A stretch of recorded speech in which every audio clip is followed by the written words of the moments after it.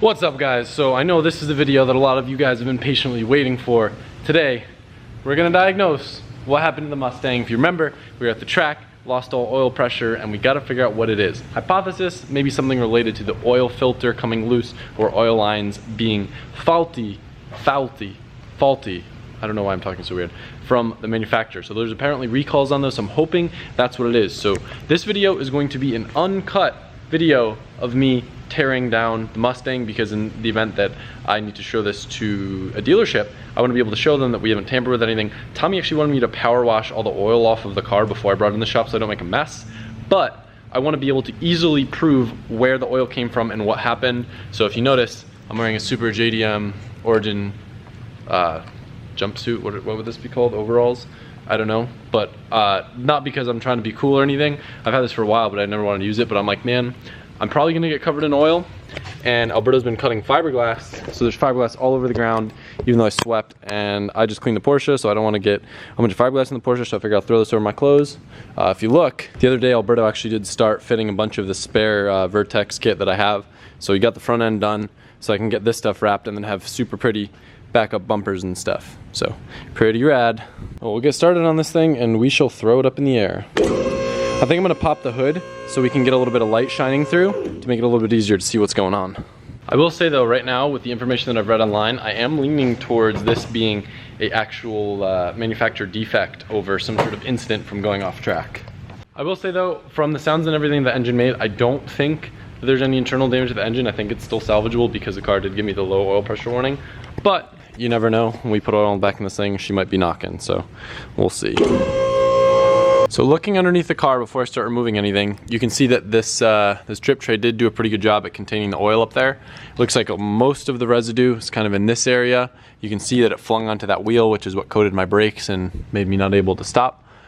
Not really any on this side, but we can trace the oil back running all the way onto the actual headers. So it's probably where I saw some of the oil smoke coming out, and kind of traces all the way back on the frame, which is pretty crazy. It must have either been splashing up or something, to the point where even back here, we're seeing actual oil residue on the exhaust. So kind of funny to think that the oil would get all the way back here just from traveling and dripping on the car. Must have been a pretty crazy leak or something.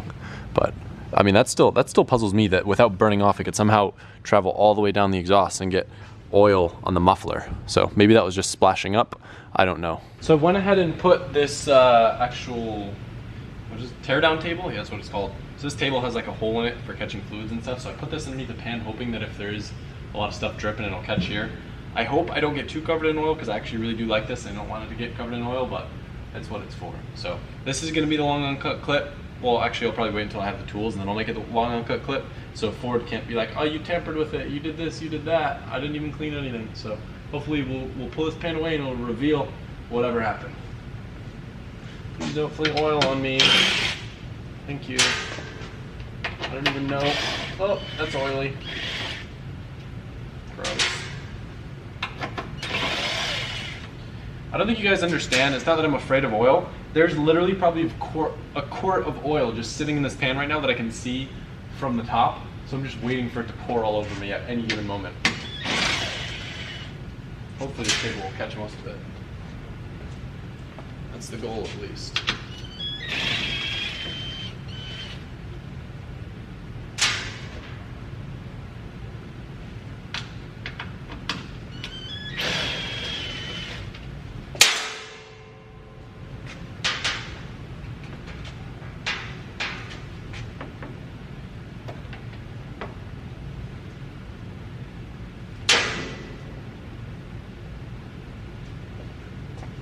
I don't even remember what pulled this thing up.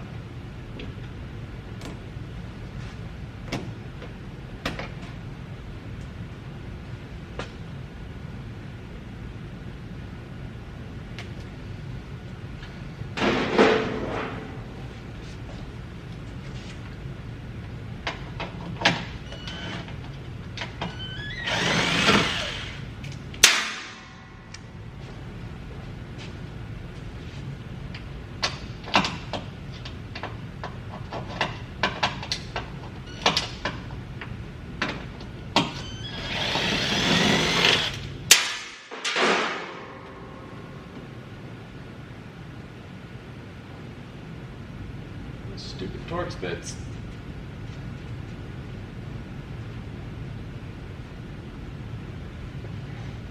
I don't have a 3/8, so I'm gonna have to use the big boy ratchet on these. It's kind of dumb, but probably can do it by hand.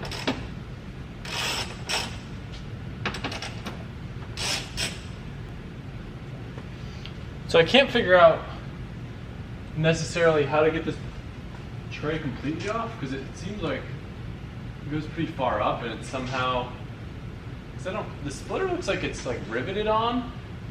Are those Allen bolts?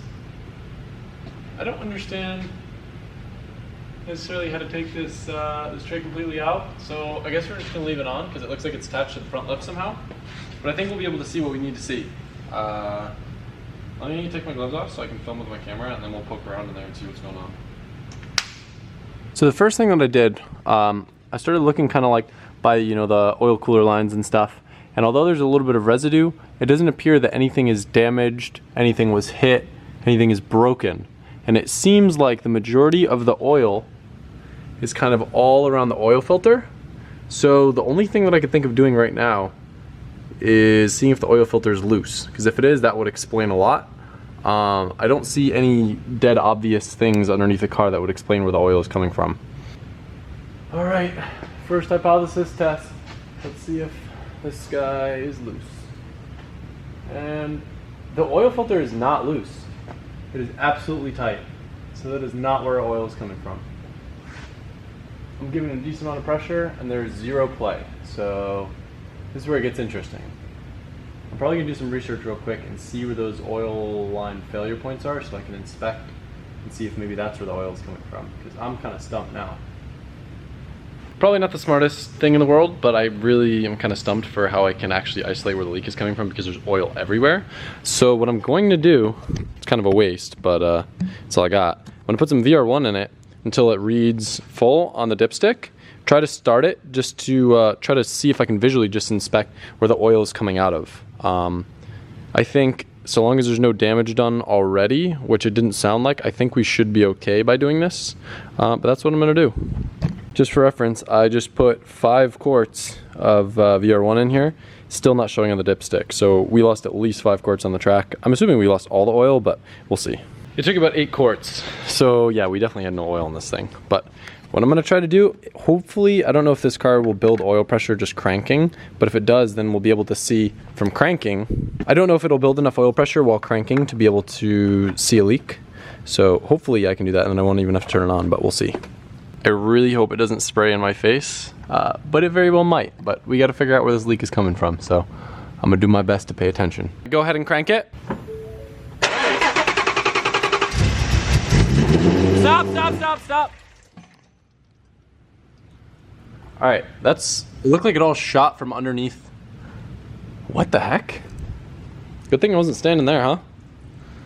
Probably pretty dumb putting my camera right in the line of fire, but this is the only way I feel like I'm gonna be able to actually see what's going on.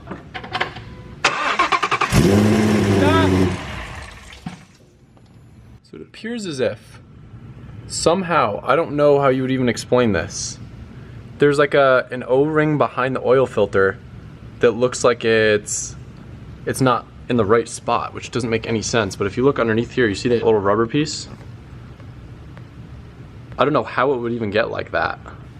Maybe it backed off and slipped down and then resealed itself, but it's super weird. So even though the oil filter appeared to be tight, it was indeed loose, and that thing that we did see underneath was the O-ring that had popped out and somehow wedged itself in and was causing enough pressure and enough seal to actually prevent it from leaking too much, probably for a while, and then it popped out just enough to start squirting out the side. So, as I said, I did look it up, and this is a critical design flaw of the GT350 and the earlier years. They now have a cartridge style that doesn't get loose, so what you can do is get a different kind of oil filter block from Ford that allows you to have a cartridge style oil filter. What I'll probably do is put another stock oil filter on it, fill it up with oil, make sure everything's okay before I go order money on the part, and then change it.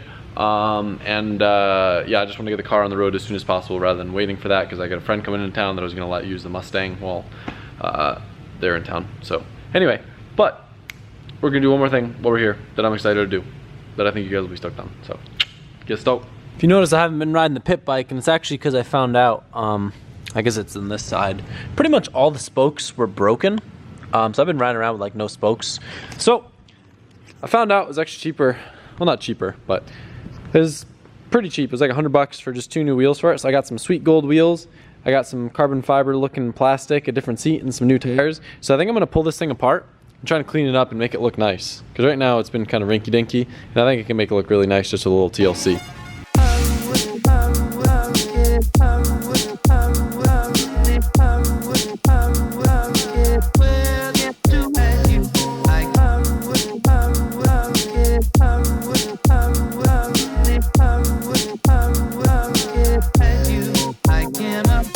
Hours later, I've realized that the real heroes of society are whoever's out there mounting these 10-inch pit bike tires. Because I kid you not, I have been struggling for the past 2 hours, both dismounting the old tire, because the new tires I got are really, really thin. This is the new tire that I got, and then this is the old tire that was on it. It's nice and thick. And like, I was using a tire iron and like some random tools I had to do it. It just was really, really tough. I was getting so frustrated. I didn't want to look up how to do it. I was feeling like very manly and not wanting to ask for help or anything. And like I got really hungry and I didn't want to give up. I scratched the wheel a little bit, but not too bad. That's a little scratch right there. Oh well. But like, I don't know. Honestly, like, you know, the amount of time they spent on this, I probably could have rebuilt the Mustang engine just to put a tire on a pit bike wheel. I can't. Words can't explain the frustration that I have right now. But the pit bike looks cool with the new plastic. I'll probably finish it up tomorrow.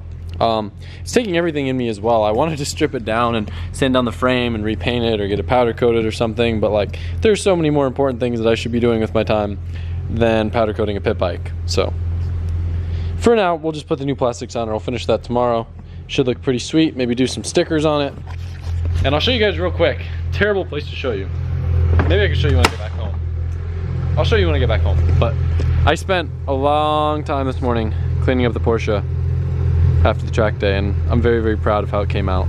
So we'll show you back at the garage